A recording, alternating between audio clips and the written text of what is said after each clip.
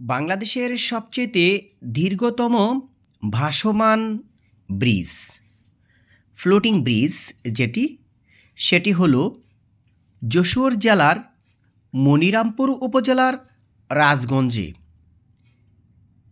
যে জাপা বাহুর আছে, সেই বাহুরের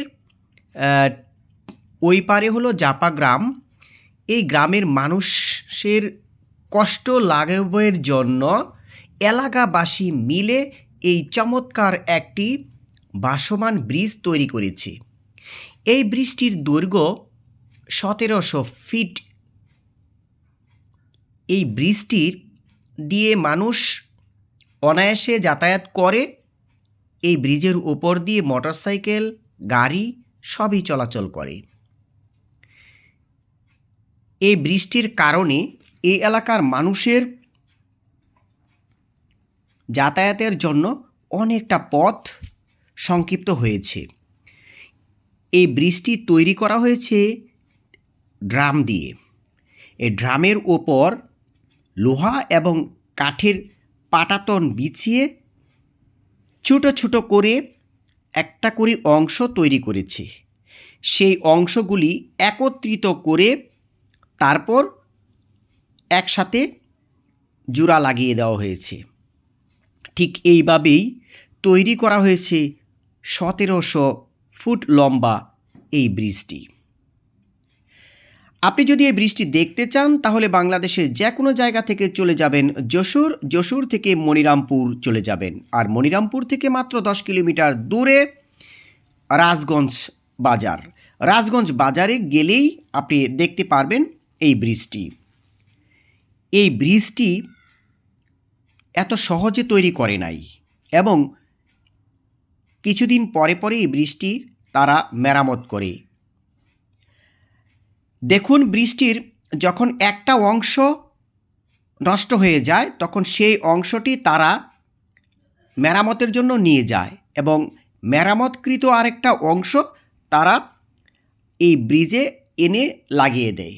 আপনারা যে অংশটা দেখতে পাচ্ছেন, এই যে এই অংশটা এখন জোড়া লাগিয়ে তারা আবার ব্রিজটি মেরামত করে দিয়েছে। যেহেতু ওই অংশটার কাঠের পাটাতনটা ভেঙে গিয়েছিল, তাই তারা নতুন একটা অংশ এখানে আবার লাগিয়ে দিচ্ছে।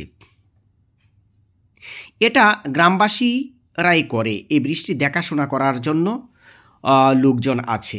তবে এই ব্রিজটি পার হতে হলে জনপ্রতি গুনতে হবে ১০ টাকা, মোটরসাইকেল হলে ২০ টাকা,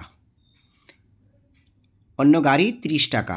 যদি দুজন হয় মোটরসাইকেলের আরোহী তাহলে ৩০ টাকা দিতে হবে।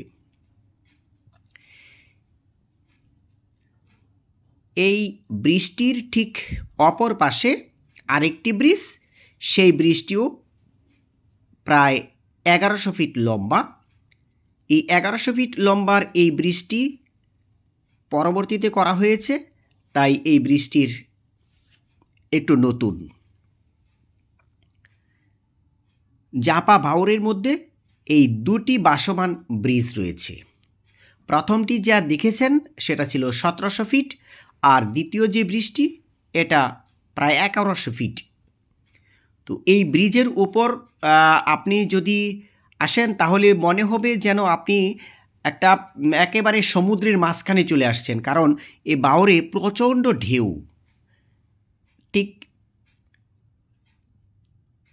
দেখুন এই ড্রামগুলা কিভাবে তারা সেটিং করে রাখছে, আর যদি রেলিংও দিয়ে রাখছে, দুই পাশ দিয়ে রেলিং করা আছে যাতে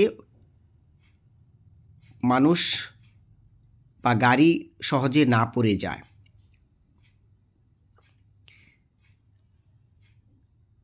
এই ব্রিজটি ঘুরে আপনি দেখে আসতে পারেন জাপা বাউর সহ। আর জাপা বাউরের মাছ দিয়ে আপনি রাজগঞ্জ বাজারে হোটেলে খেয়ে যেতে পারেন। দেখুন এই ব্রিজটির একটু বাহিরে থেকে কীরকম মনে হয়। এই ব্রিজের নিচ দিয়ে ট্রলার যায়, অনায়াসে ট্রলার যেতে পারে। একটু গ্যাপ রাখা হয়েছে, দুটো ব্রিজের নিচ দিয়ে একটু গ্যাপ রাখা হয়েছে এই কারণে যাতে এই ট্রলারগুলি অনায়াসে যাতায়াত করতে পারেন।